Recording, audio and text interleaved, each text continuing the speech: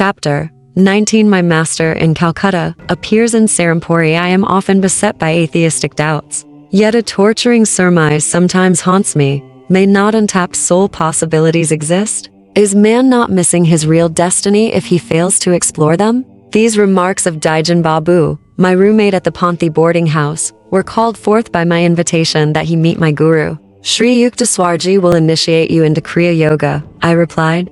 It calms the dualistic turmoil by a divine inner certainty. That evening Daijan accompanied me to the hermitage. In Master's presence my friend received such spiritual peace that he was soon a constant visitor. The trivial preoccupations of daily life are not enough for man. Wisdom, too, is a native hunger. In Sri Yukteswar's words, Daijan found an incentive to those attempts first painful, then effortlessly liberating to locate a realer self within his bosom than the humiliating ego of a temporary birth, seldom ample enough for the spirit. As Daijan and I were both pursuing the AB course at Serampore College, we got into the habit of walking together to the ashram as soon as classes were over.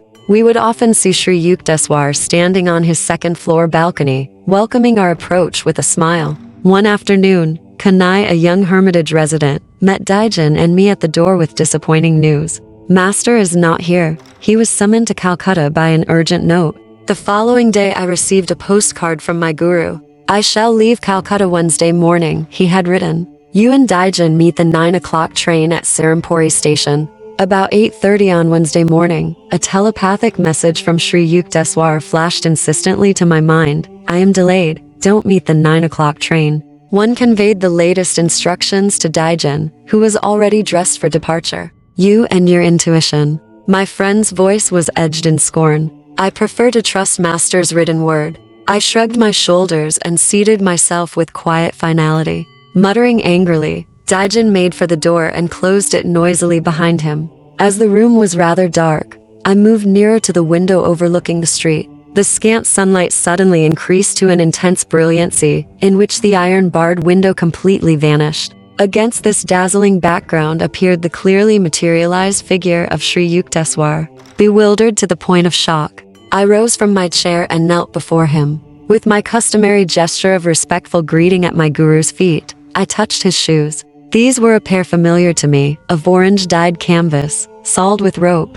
His ochre swami cloth brushed against me. I distinctly felt not only the texture of his robe, but also the gritty surface of the shoes, and the pressure of his toes within them. Too much astounded to utter a word, I stood up and gazed at him questioningly. I was pleased that you got my telepathic message. Master's voice was calm, entirely normal. I have now finished my business in Calcutta, and shall arrive in Serampore by the 10 o'clock train. As I still stared mutely, Sri Yukteswar went on, This is not an apparition, but my flesh and blood form.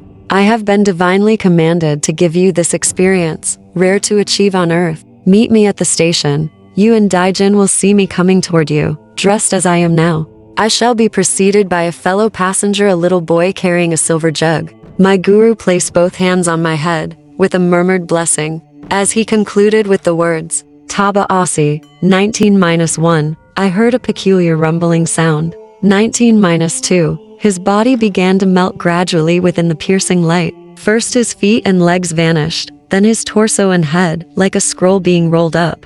To the very last, I could feel his fingers resting lightly on my hair. The effulgence faded. Nothing remained before me but the barred window and a pale stream of sunlight. I remained in a half-stupor of confusion, questioning whether I had not been the victim of a hallucination. A crestfallen Daijan soon entered the room. Master was not on the 9 o'clock train, nor even the 9:30. My friend made his announcement with a slightly apologetic air. Come then, I know he will arrive at 10 o'clock. I took Daijan's hand and rushed him forcibly along with me, heedless of his protests.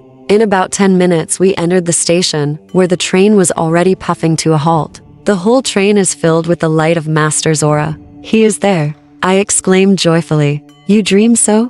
Daijan laughed mockingly. Let us wait here.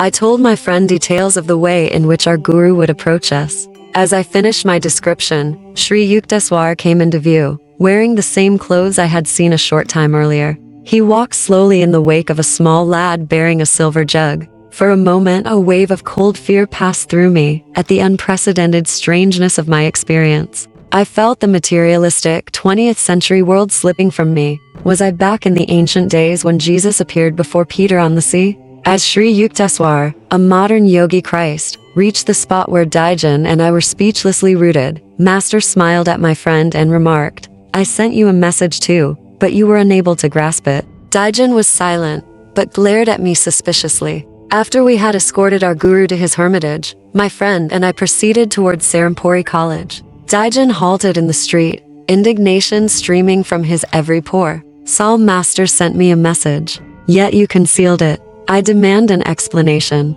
Can I help it if your mental mirror oscillates with such restlessness that you cannot register our guru's instructions?" I retorted. The anger vanished from Daijan's face. "I see what you mean," he said ruefully. "But please explain how you could know about the child with the jug." By the time I had finished the story of Master's phenomenal appearance at the boarding house that morning, my friend and I had reached Serampore College.